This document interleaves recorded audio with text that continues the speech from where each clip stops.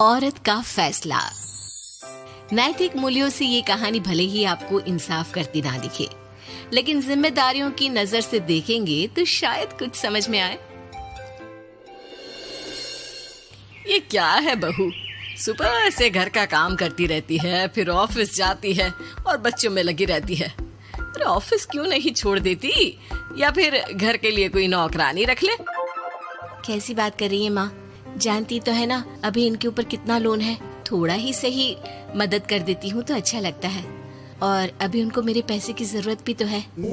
सुधा चंदर को बचपन से प्यार करती थी। एक ही मोहल्ले में खेल कूद कर बड़े हुए दोनों। जहाँ सुधा संपन्न परिवार से थी तो वहीं चंदर का परिवार आर्थिक परेशानियों से जूझता ही रहा। लेकिन सुधा की जिद के आगे किसी की नहीं चली। सुधा, कल ऑफिस जल्दी जाना है और 2 दिन के लिए गुजरात ऑफिस के काम से भी जाना होगा।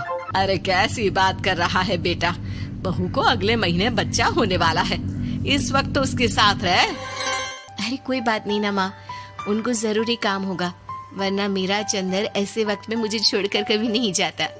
चंदर सुबह घर से निकलता तो आधी रात को घर में घुसता, वो भी शराब के नशे में। चंदर की माँ उसे खूब समझाती। अरे माँ, देख रही हो ना कितना कर्जा है सर पर, काम करना पड़ता है। दिन रात काम नहीं करूँगा तो घर कैसे चलेगा। अरे लेकिन बहू को भी तो देख लिया कर, इस हालत में भी घर का बाहर का सारा काम करती है। चंदर तो जैसे माँ की बात सुनकर भी अनसुना कर देता है। ऑफिस के बाद चंदर का फोन माँ के पास आता है। माँ, वो ऑफिस के काम से आज रात के लिए पास के शहर के ऑफिस जाना पड़ रहा है, कल सुबह आ जाऊंगा। सुधा रात को कमरे में सो रही होती है कि उसके पेट में दर्द होता है। सुधा चंदर को वीडियो कॉल करती है। इनको फोन कर लो, शायद कुछ आराम मिले। लेकिन 10 बार फोन करने पर भी वो सुधा का फोन नहीं उठाता। ऑफिस के काम से गए हैं, हो सकता है बिजी हो। कितनी मेहनत कर रहे हैं हम लोगों के लिए। सुधा सो तो जाती है, लेकिन अकेले उसे कमरे में डर लगता है। अगले रोज चंदर घर आता है, जहाँ सुधा ऑफिस जाने के लिए तैयार हो रही थी। तुम आज भी ऑफिस जाओगे?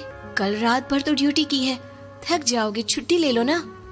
अरे नहीं नहीं, कैसी बात कर रही हो, ये तो पॉसिबल ही नहीं है। अच्छा रुको, मैं जल्दी से तुम्हारा खाना और नाश्ता बना देती हूँ। बेचारी सुधा ऑफिस जाना छोड़कर लग जाती है पति के लिए खाना बनाने, उसके कपड़े प्रेस करने और जरूरत का सामान मुहैया कराने के लिए।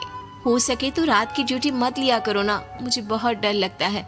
अरे यार क्या है, तुम तो ऐसे बिहेव कर रही हो कि तुम ही अकेली हो जिसे बच्चा होने वाला है।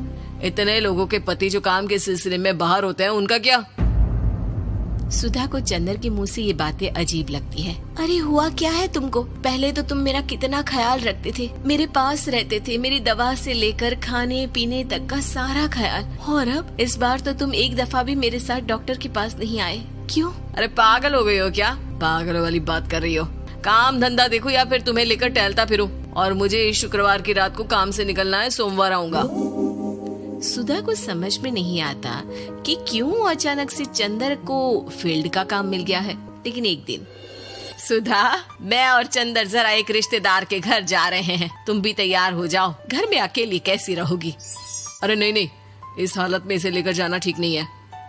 अरे लेकिन मैं ऑफिस भी तो जाती हूँ, फिर घर में अकेले। चंदर उसकी कोई बात नहीं सुनता। वो सीधा कार निकालकर माँ को लेकर चला जाता है। सुधा घर के काम में लग जाती है कि अचानक उसकी नजर चंदर के बैग पर पड़ती है, जिसमें एक कागज दिखाई देता है। इनके कागज भी ना इधर उधर फैले होते हैं, एक भी खो जाएगा तो बवाल करेंगे। लेकिन जैसे ही सुधा वो कागज खोलकर देखती है तो वो सदमे में आ जाती है। दरअसल वो कागज नहीं, बल्कि चंदर और उसके ऑफिस में काम करने वाली लड़की चांदनी की गोवा की टिकट होती है। सुधा चंदर के बैग को खोलकर देखती है तो उसे होटल के बिल से लेकर महंगे गिफ्ट्स और दूसरे शहरों के टिकट मिलते हैं। सुधा को समझते देर नहीं लगती कि उसका पति किसी और लड़की के साथ है। चंदर के आने पर सुधा उससे बात करती है। अरे नहीं नहीं, ऐसा कुछ नहीं है, तुमको गलत फहमी हो गई है। लेकिन जब सुधा के सवाल तीखे हो जाते हैं तो चंदर को अपनी गलती माननी पड़ती है और वो सुधा से माफी मांग लेता है। सुधा फैसला कर लेती है कि वो चंदर को छोड़ देगी। बच्चे और सामान को लेकर वो घर से निकल ही रही होती है कि सास उसे रोकती है। कहाँ जाएगी बेटा, रुक जा। चंदर को सुधा का जाना खल नहीं रहा था। वो झूठे मुंह भी उसे रोकने की कोशिश ही नहीं कर रहा था। सुधा चंदर को देखती है और मायके चली जाती है। मायके में माँ कहती है, अरे ऐसे कैसे घर छोड़कर आ गई? कौन सा चंदर तुझे छोड़ रहा था? माफी तो मांग ली थी ना। देखो बेटा, बेटी डोली में जाती है और अर्थी में ही निकलती है। पर पापा, मेरा आत्मसम्मान, उसका क्या? आपने मुझे पढ़ाया लिखाया है, इस लायक बनाया कि मैं खुद का खर्चा उठा सकूं, बेटी को पढ़ा सकूं, एक अच्छा जीवन पाऊं। अरे लेकिन पति की जरूरत तो होती है ना सुधा दीदी, और अगर आपको नहीं है तो इस बच्ची का सोचो जो अपने पिता से इस कदर जुड़ी है। आने वाले बच्चे की सोचो जिसके आने से पहले ही आपने पिता का प्यार से दूर करने की सोच ली। सुधा फोन देखती है लेकिन चंदर का कोई कॉल नहीं होता। वो समझ नहीं पाती कि अपने आत्मसम्मान के बारे में सोचे या बच्चों के बारे में। मम्मी, हम नाना नानी के घर से दादी और पापा के पास कब जाएंगे?